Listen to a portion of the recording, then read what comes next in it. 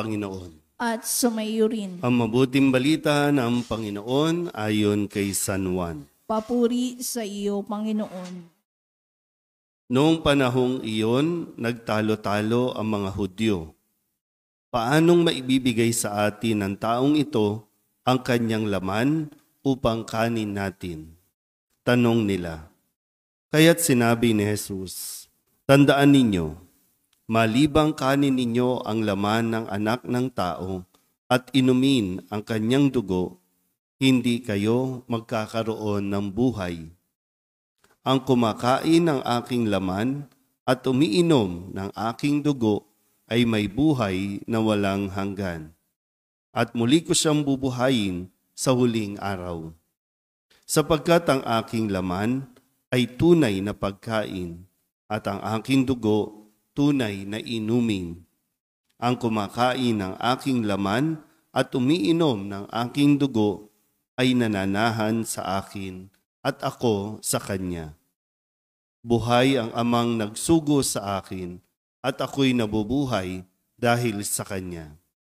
Gayon din naman ang sinumang kumain sa akin ay mabubuhay dahil sa akin. Ito ang pagkaing bumaba mula sa langit. Ang kumakain nito'y mabubuhay magpakailanman. Hindi ito katulad ng kinain ng inyong mga magulang sa ilang. Namatay sila, bagamat kumain niyon. Sinabi ito ni Jesus nang siya'y nagtuturo sa sinagoga sa Capernaum. Ang mabuting balita ng Panginoon. Pinupuri ka namin, Panginoong Jesucristo. Isang magandang umaga po sa inyong lahat. Ngayon po ay Biyernes sa ikatlong linggo ng Pasko ng Pagkabuhay. At ilingin natin sa Panginoon ang biyaya at grasya na mabuksan ang ating isipan, maunawaan natin ng lubos kung ano ang ipinapahayag sa atin ni Jesus sa mabuting balita mula kay San Juan. Nakakailang araw na rin tayo na naririnig natin at ngayon mas pinagdidiinan pa ni Jesus na ang kumakain ng kanyang laman, umiinom ng kanyang dugo ay mabubuhay o magkakaroon ng buhay na walang hanggan. Hindi ito naunawaan ng kanyang mga tagapakinig noon. No? Sabi nga, nagtalo-talo ang mga Hudyo kasi ang naisipan nila ay, magiging cannibals ba tayo? Kakainin ba natin yung kanyang laman? Paano yun? No? So, ganun ang pagkaunawa ng mga sinaunang mga tagapakinig ni Kristo at nawa hindi ito mangyari sa atin. Kaya nga lagi natin pinagdidiinan kung gaano kahalaga ang pagdalo sa misa. Hindi lang basta pagdalo sa misa, gaano kahalaga ang makisalo, ang kumain sa misa. Yan nung naalala niyo po, no?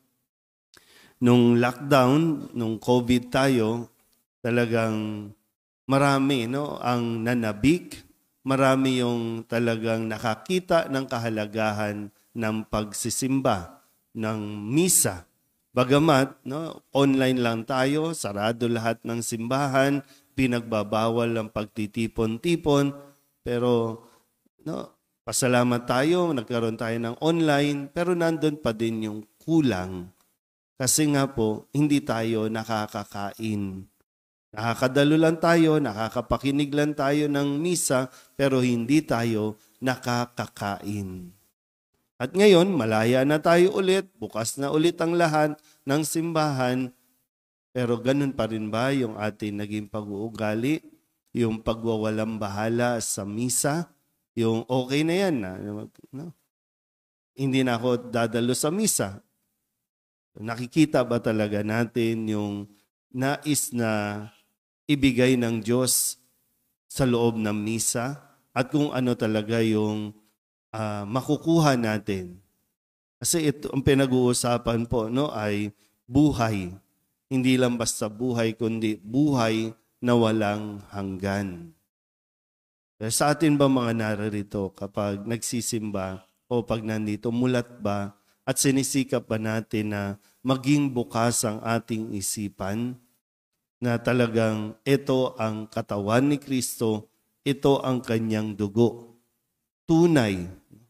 Sa atin kasi, no, sa pananampalatayang Kristiyano, sa atin, nananatili ang kanyang katawan na kung ano man yung pinagsaluhan natin, pag na-consecrate na yung tinapay o alak, ito ay nagiging katawan at dugo ni Kristo. At yun, nananatili doon sa tabernacle, yun ang katawan ni Kristo. Hindi lang sa oras na tayo po ay naghahati-hati ng tinapay, pagkatapos ng misa, wala na siyang halaga, ordinaryong tinapay na lang. Sa atin po, kahit matapos ang misa, basta na-consecrate yung tinapay, yan ang katawan, dugo ni Kristo. At yun yung magbibigay ng sigla sa atin. Pero tanong ko nga ulit, kamusta po ba kayo kadalasan, no? Same faces, araw-araw, mga nasa online. Sumisigla ba kayo o ano ba nangyayari? Malungkot, matamlay, mag-isa,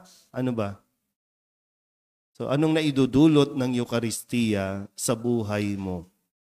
Sa buhay ng bawat isa na lagi namang laman ng simbahan. Lagi namang nakakatanggap ng katawan ni Kristo. Pero kamusta ba? Lumalakas ka ba lalo? O kapag may problema, laging unang-una kang bumabagsak? Ano bang pinagkaiba ng kumakain sa misa at ng hindi nakakadalo ng misa? Ano bang pinagkaiba natin? Kasi dapat malaki na ikaw na araw-araw na nakakakain, kailangan mo rin suriin, ano bang nangyayari sa akin? Mayroon bang naidudulot ito sa aking buhay? Nakikita din ba at nararanasan ng mga tao na hindi nagsisimba yung dulot ng Eucharistia sa atin, sa akin? Kasi baka tayo din mismo, ay talagang sarado pa ang isipan. Tayo din mismo ay hindi pa talaga nakakaunawa na totoo ba talagang si Kristo yan? Kaya yung dahilan natin, bakit tayo nagsisimba? Totoo ba talagang nakakakuha tayo ng buhay? O inaakala pa rin natin na ang magbibigay ng buhay sa atin ay ang mga material na bagay na hinihingi natin kay Kristo? Ang binibigay ni Kristo hindi material na bagay. Although, kapag nasa iyo si Kristo, maunawaan mo na kung ano man ang inihingi mo, hindi pala yan talaga ang kailangan mo sa buhay mo. Nawa, sa araw-araw natin pagdula ng misa, nawa, hilingin natin sa Diyos na mabuksan ang ating mga mata at makita talaga natin na ang tinatanggap natin sa misa ay mismong si Kristo. Si Kristo na nangako na ang sino mang kumain ng aking katawan, uminom ng aking dugo, ay may buhay na walang hanggan. Amen?